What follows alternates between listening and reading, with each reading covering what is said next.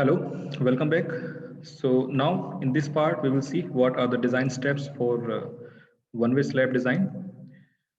So in this, the first step is to estimate the required thickness. So in this, we will first initially estimate the required thickness of the slab, which is based on the serviceability limit state criteria. So as I have discussed earlier also, L by D ratio will play an important role here.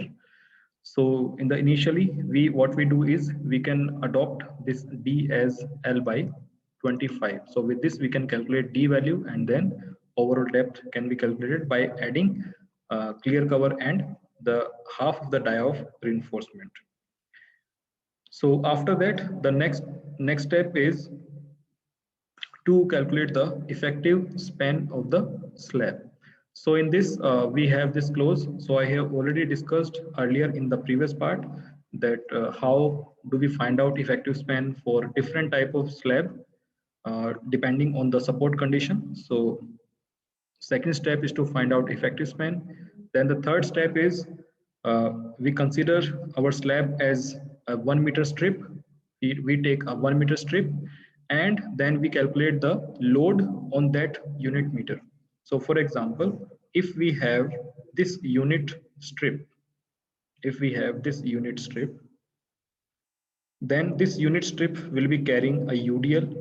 We know that it will be carrying a UDL, and this width is 1 meter, and UDL is generally expressed as W kilonewton per meter. So which means we will calculate uh, load per meter length.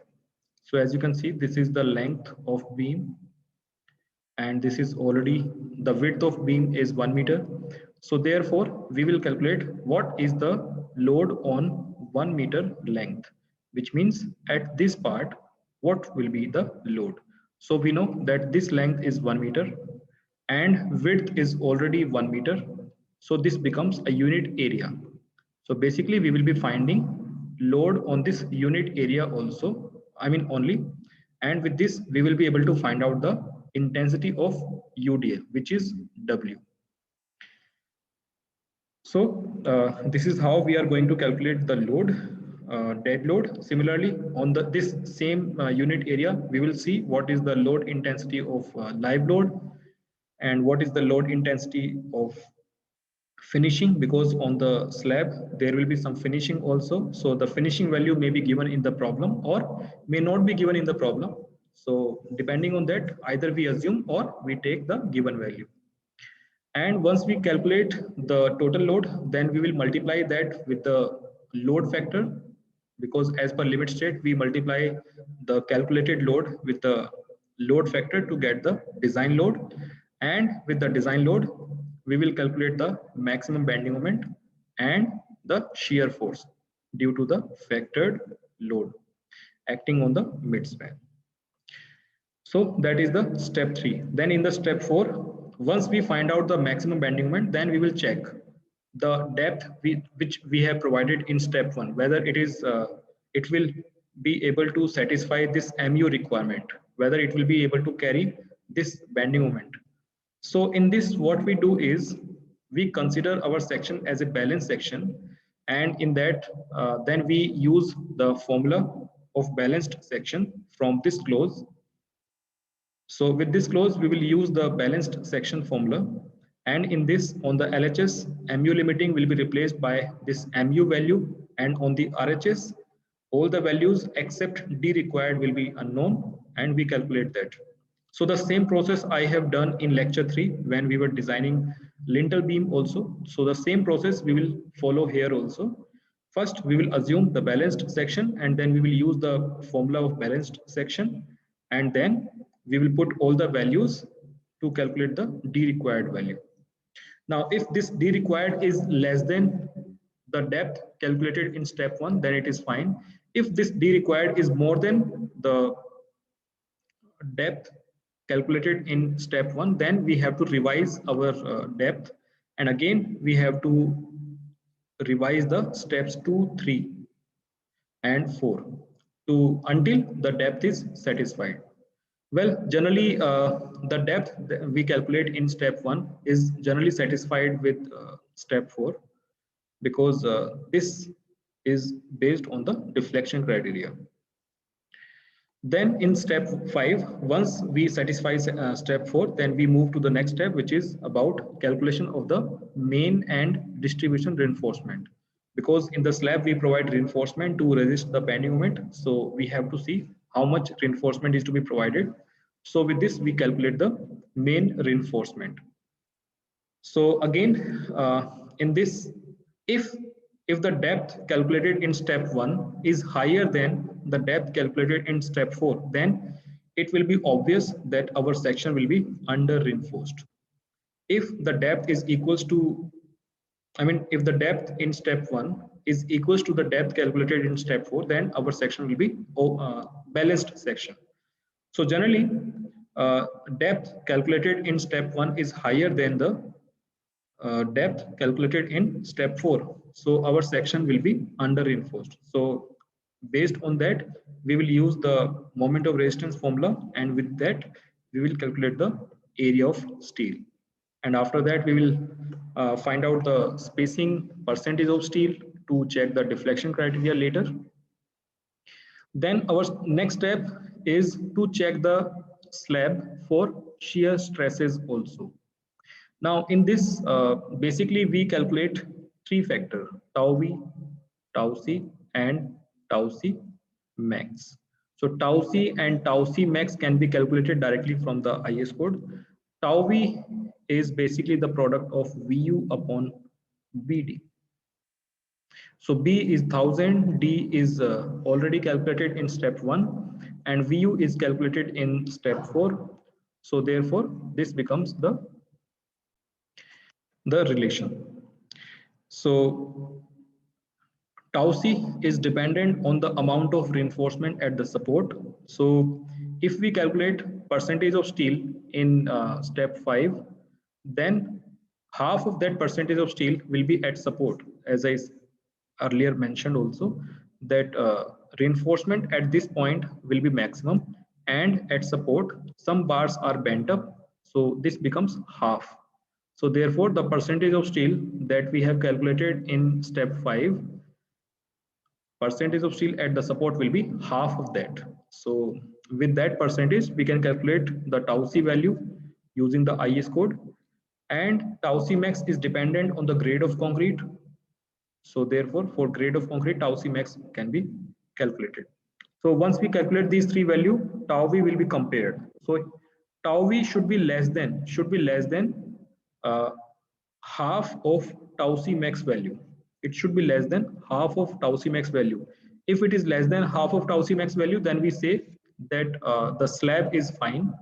By chance, if it is not less than half of tau c max value, then in that case, we have to revise our depth again. So in that case, we will say that depth is governed by the shear criteria.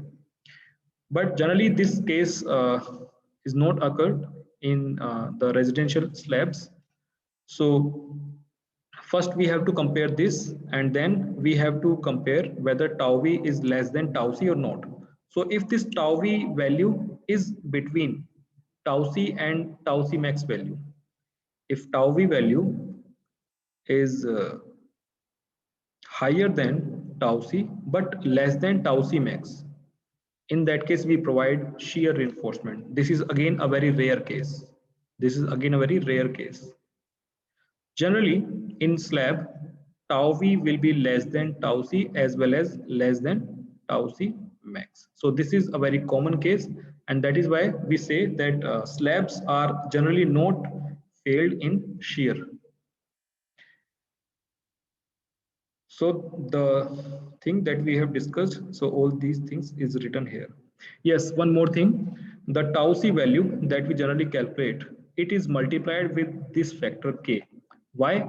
Because slabs are very thin member, and thinner is the member, we have higher shear strength.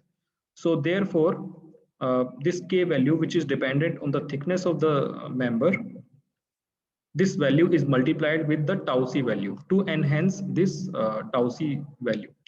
And this k value can be obtained from this clause. So I will show you first this k value.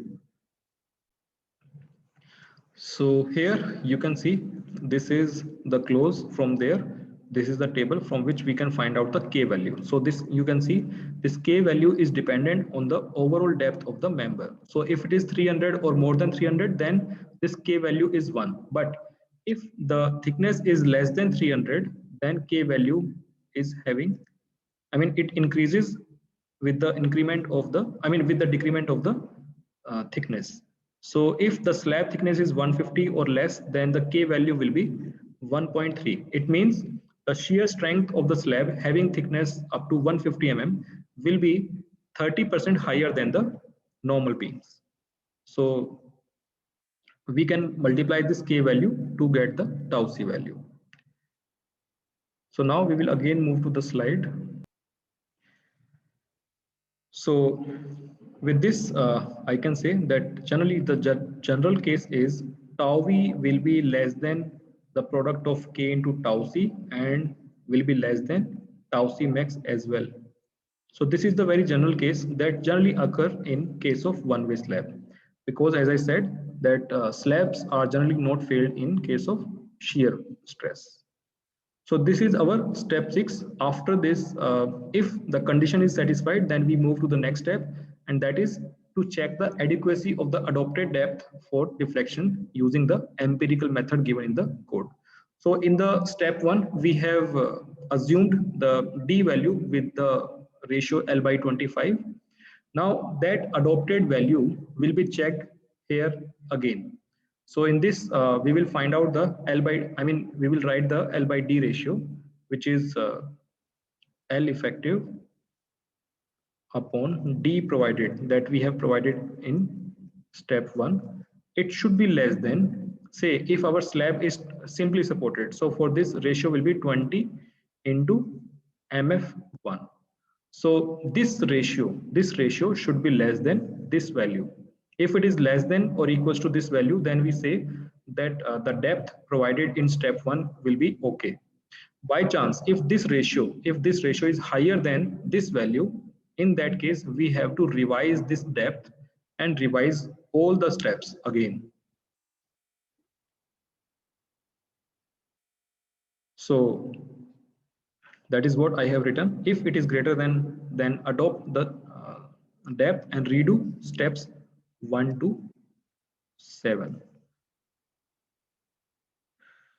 And then once our depth is satisfied in step 7, then we move to the next step, and the next step is about sketching the reinforcement details.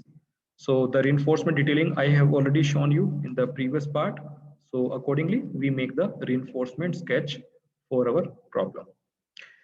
So now in the next part, we will take an example to understand this design process of one-way slab.